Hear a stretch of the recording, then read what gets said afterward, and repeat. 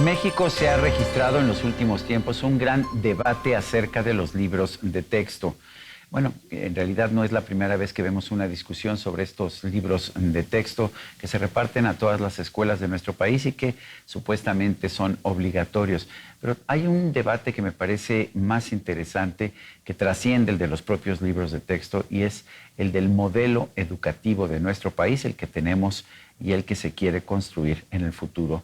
Para hablar de este tema, yo agradezco la presencia en este programa de uno de los más distinguidos, más reconocidos especialistas en materia educativa de nuestro país, Eduardo Andere. Él es investigador visitante en estos momentos del Colegio de Boston y afiliado a CRESUR, que me explicaba es una institución de investigación sobre temas de docencia, particularmente en los estados del sur de nuestro país. Ha sido autor de numerosos libros sobre educación, tengo muchos de ellos y acabo de recibir este que es Conexiones y Equilibrios, Cerebro, Mente y Ambiente para aprender y crear. Gracias por estar con nosotros.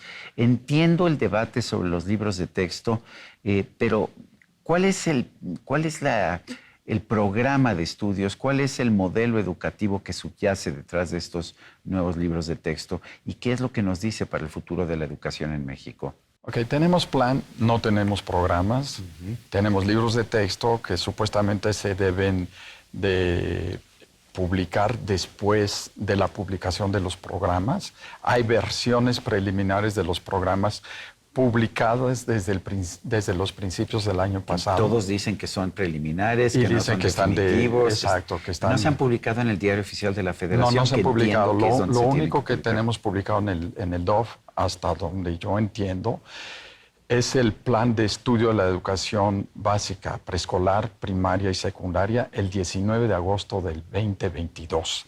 O sea, va a cumplir un año. Es un plan general, pero no son los programas de estudio. Sí, es un plan, es un marco curricular. Algunos países tienen una exposición, digamos, de un marco curricular, qué es lo que piensan sobre la educación, qué es lo importante, qué no es lo importante, etcétera.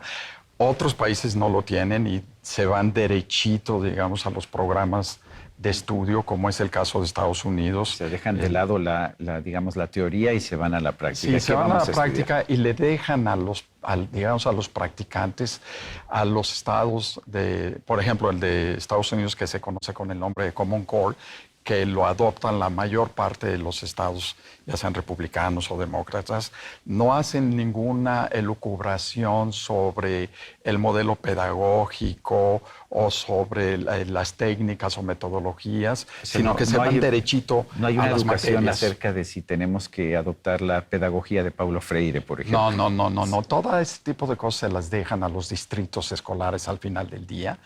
Y en otros países, por ejemplo, Finlandia, sí tienen un programa de estudio publicado, lo publican ellos más o menos cada 10 años. El último publicado es el 2014. Ellos sí tienen una especie como de filosofía curricular o filosofía pedagógica detrás de los programas de estudio, pero esta filosofía curricular o pedagógica es muy consistente con lo que han hecho en las últimas décadas, por lo menos desde 1970, y lo que hacen son cambios, adecuaciones de lo que dicen los nuevos hallazgos de la investigación en materia de aprendizaje y de enseñanza, y lo incluyen en sus programas. En el caso de México... Sí, vamos a México.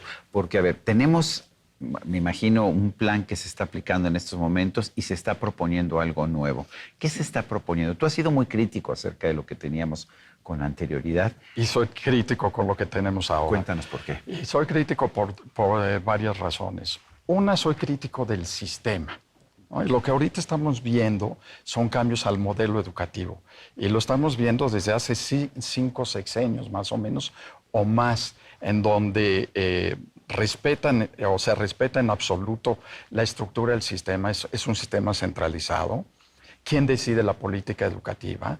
¿Quién hace los programas educativos? ¿Quién hace los libros de texto? ¿Quién le paga a los maestros? ¿Cuáles son las consideraciones en general de las actividades de la escuela? Eso es parte del sistema.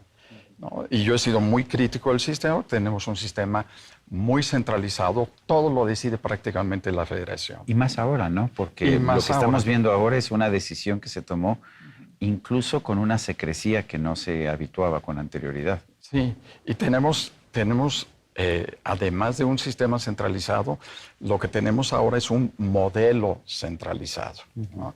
Y más centralizado de lo que estaba antes. Porque antes por lo menos había intentos de descentralizar algunas actividades, dándole autonomía a algunas instituciones, como el extinto INEE, que tenía es el Instituto de Evaluación de la Educación, sí, ¿no? Sí, es el Instituto Nacional para la Evaluación de la Educación, que fue sustituido por la Comisión de Mejora Educativa, ¿no? Mejor Edu. El Instituto Nacional tenía, digamos, autonomía de Estado. El nuevo instituto tiene autonomía de gestión, ¿no? Más que autonomía de Estado. Entonces hemos perdido, digamos, algo de autonomía que se ganó con el instituto y ahora tenemos una mayor centralización y jerarquía en la producción del modelo educativo. Entonces antes teníamos un sistema centralizado con modelo semicentralizado, ahora tenemos un modelo completamente centralizado. Con la expedición de estos libros de texto, que, digo, para mi extrañeza, la Secretaría de Educación, a través de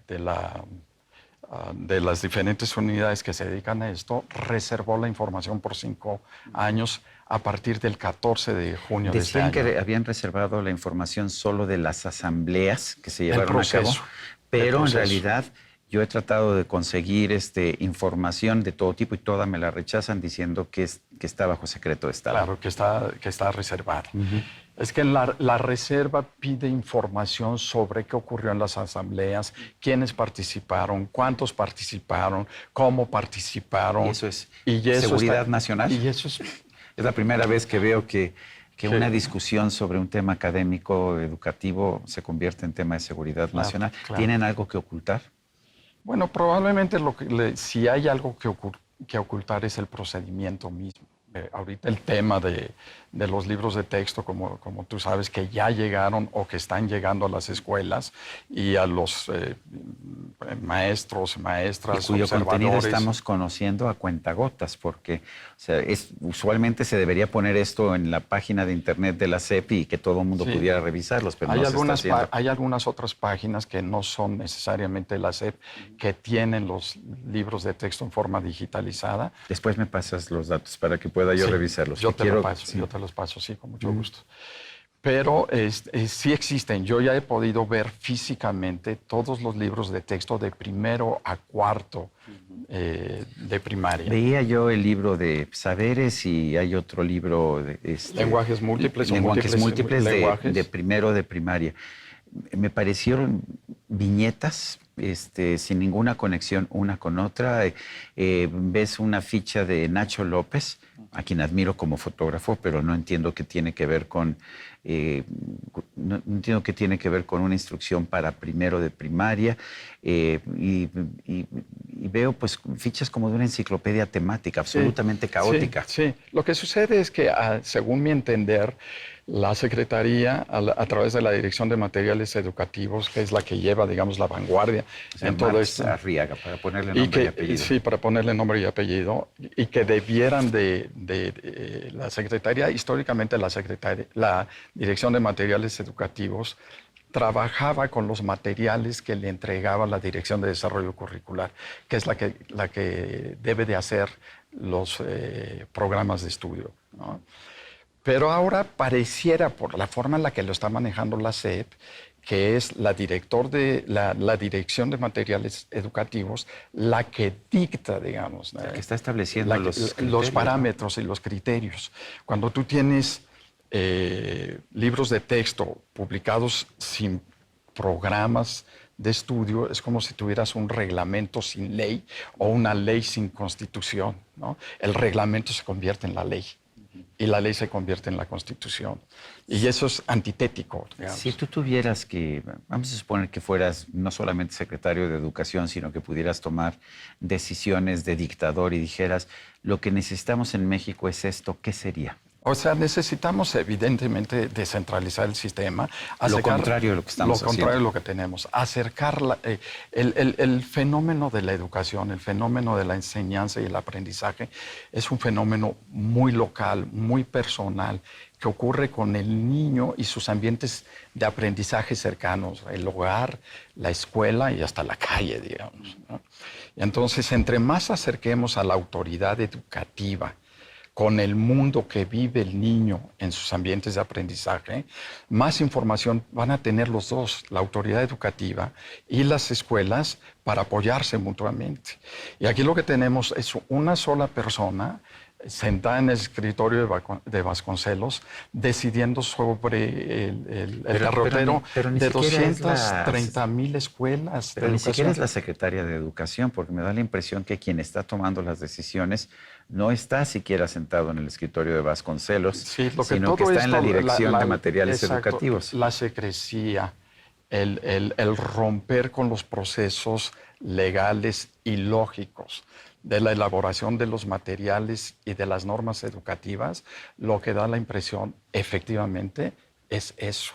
Un galimatías no solo afuera de la Secretaría, sino un galimatías dentro de la Secretaría. Eduardo, si se descentraliza, como tú dices que sería lo correcto, ¿no tendríamos una educación de peor calidad en estados pobres como Oaxaca o como Chiapas? Y te lo pregunto además, pues como ahorita investigador. centralizada está ahí, está peor. Sí, ahí es cierto. Y hemos tenido más de 100 años de centralización educativa.